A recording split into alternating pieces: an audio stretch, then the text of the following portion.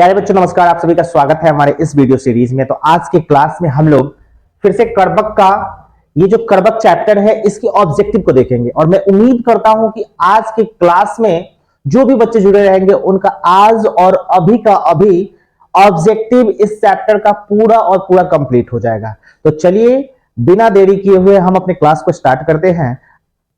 तो पहला जो हमारा क्वेश्चन है उसमें बोला जा रहा है कि कर्बक के कवि कौन है।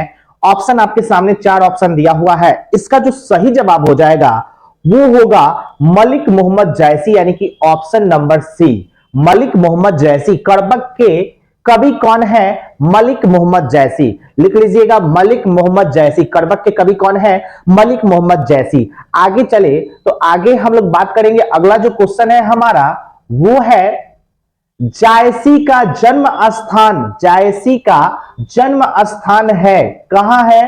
तो इसका जो सही जवाब हो जाएगा वो होगा जायस कब्र अमेठी। जायस कब्र अमेठी ऑप्शन नंबर सी हो जाएगा। जायसी का जन्म स्थान कहां है?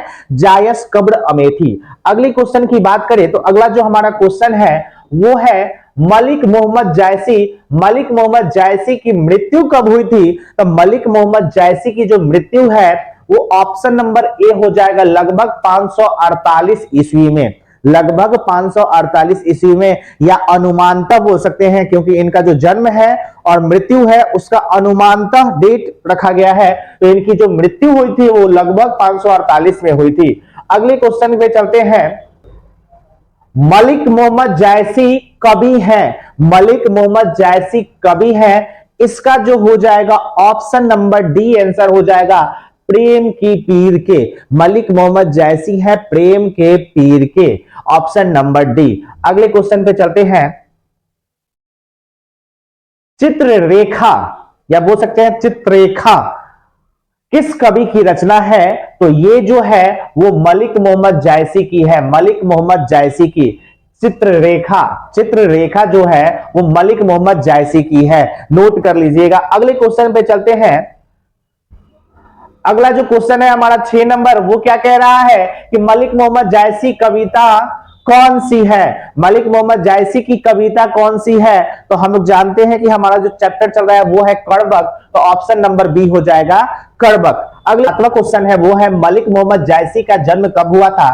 तो इनका जो जन्म हुआ था वो हुआ था 1492 में, ये अनुमानतः है। तो ऑप्शन नंबर सी हो जाएगा 1492 में हुआ था। मलिक मोहम्मद जैसी का जन्म कब हुआ था? तो 1492 अनुमानतः, अनुमान के आधार पे ये बोला गया है। ठीक है, आगे चलते हैं अगले क्वेश्चन पे। तो अगला जो क्वेश्चन है वो है जायसी का जन्म किस प्रदेश में हुआ था? तो जायसी का जन्म जो है यूपी में हुआ था, उत्तर प्रदेश में हुआ था। ऑप्शन नंबर ए हो जाएगा। जायसी का जन्म किस प्रदेश में हुआ था? तो उत्तर प्रदेश में हुआ था। कहां हुआ था? तो उत्तर प्रदेश में हुआ था।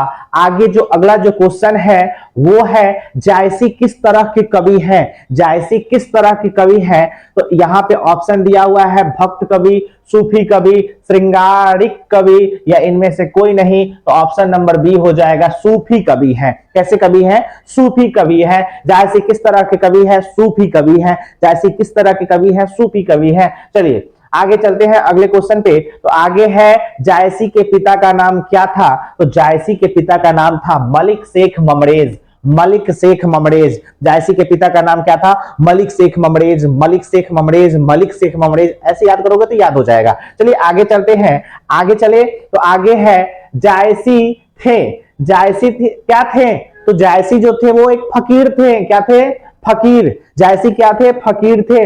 आगे चलिए अगले क्वेश्चन पे चलते हैं। अगला क्वेश्चन है जायसी की काव्य की भाषा कौन सी थी? जायसी की काव्य की भाषा कौन सी थी? तो वो थी बच्चों ब्रज भाषा नहीं थी, अवधी थी। अवधी। ठीक है, जायसी की भाषा कौन सी थी? अवधी थी। ऑप्शन नंबर सी हो जाएगा अवधी। ठीक है, जायसी की भाषा कौन सी थी? अवधी। चलिए आगे चलते हैं। जायसी के काव्य का मुख्य रस क्या है? जायसी के काव्य का मुख्य रस क्या है?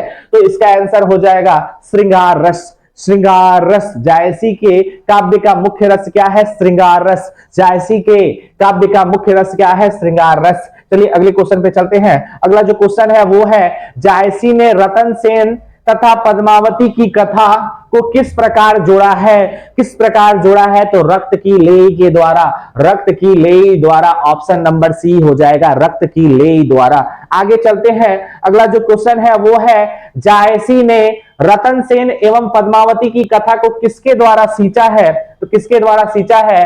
तो अपने आंसुओं से सींचा है, अपने आंसुओं से सींचा है। अगले क्वेश्चन पे चलते हैं, आगे है, निम्न में कौन कृति जायसी की नहीं है? तो जायसी की पद्मावत है, अखरावट है, चित्ररेखा है, भक्तमाल नहीं है। तो इसमें बोला है कौन सी नहीं है? तो यहाँ पे भक्तमाल हो जाएगा। ठीक है, आगे चले तो आगे चलेंगे तो है, अगला क्वेश्चन है, जायसी जायसी काव्य किस प्रकार गंभीर एवं व्यापक है? जायसी काव्य किस प्रकार गंभीर एवं व्यापक है? तो ये समुद्र की भांति है, समुद्र की भांति है जो असुझ है, जिसको समझा नहीं जा सकता। आगे चलिए, आगे चलते हैं अगले क्वेश्चन पे। तो इनमें से प्रेम के पीर के कवि है, तो प्रेम के पीर के कवि कौन है? तो हमारे जायसी जी हैं, जायसी जी।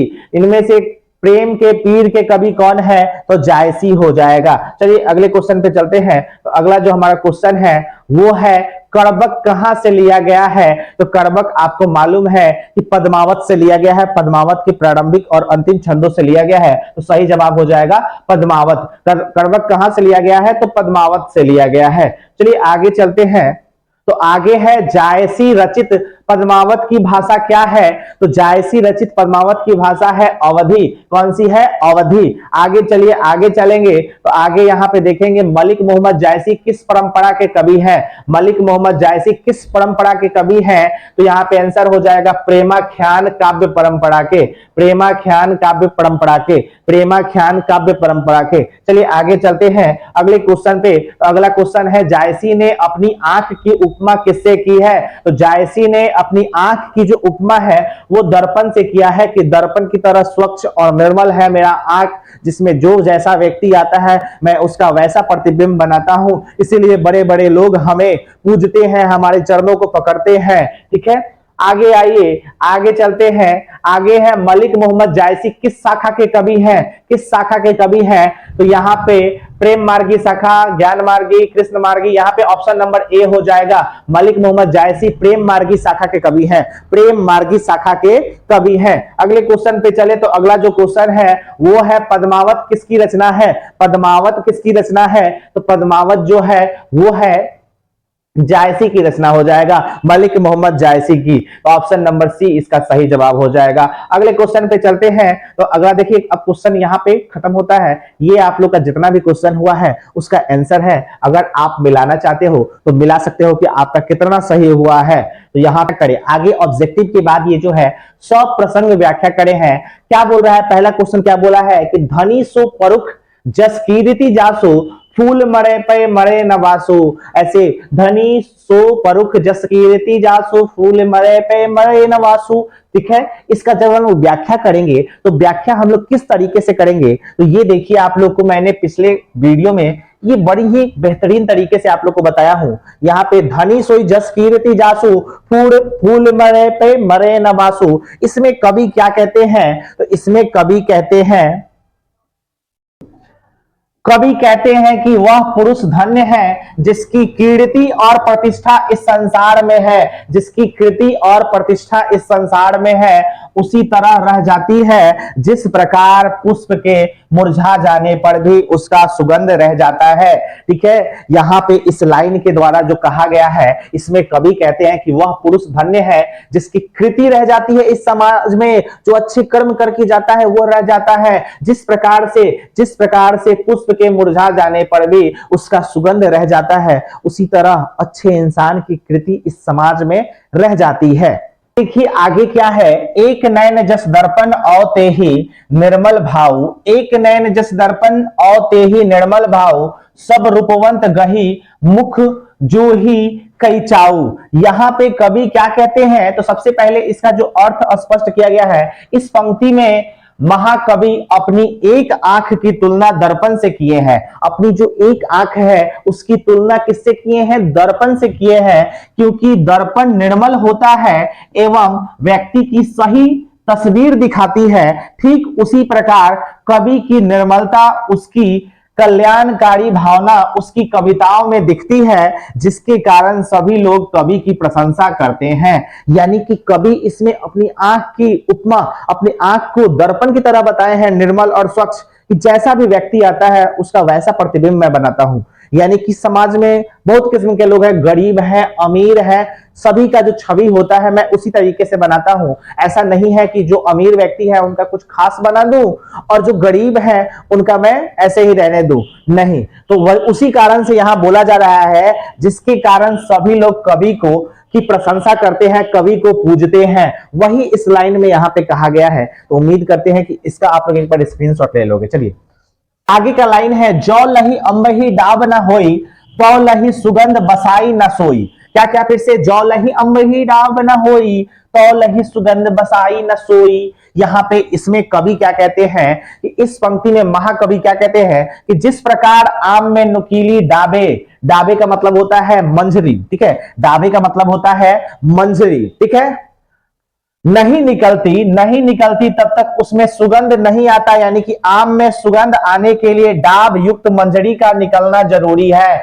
आम में क्या है, आम में सुगंध आने के लिए डाब युक्त मंजरी का निकलना जरूरी है। डाब के कारण आम की खुशबू बढ़ जाती है। ठीक उसी प्रकार गुण के बल पर व्यक्ति समाज में आदर पाने का हकदार बन जाता है। उसकी गुणवत्ता उसके व्यक्तित्व में निखार ला देती है। ठीक है, अगर कोई इंसान गुणवान है, भले ही उसके पास रूप नहीं है, रंग नहीं है, लेकिन उसके गुण के कारण उसे समाज में पूजा जाता है। और सही इंसान वही है जो रूप को नहीं पूजता है, उनके गुणों को पूजता है। और समाज में आप देखोगे बहुत सारे ऐसे लोग हैं जो कि देखने में उतने अच्छे नहीं है, लेकिन अगर उनके पास गुण है तो उन्हें लोग वैल्यू दे रहा है, पूज रहा है। तो उसी प्रकार से कवि कहते हैं, इस पंक्तियों का दूसरा विशेष अर्थ है कि जब तक पुरुष में दोष नहीं होता तब तक उसमें गरिमा नहीं आती है। जिसमें दोष नहीं होता है उसमें गरिमा नहीं आती है। जौ लही अंबही डाब न होई, तो लही सुगंध बसाई न सोई। जब तक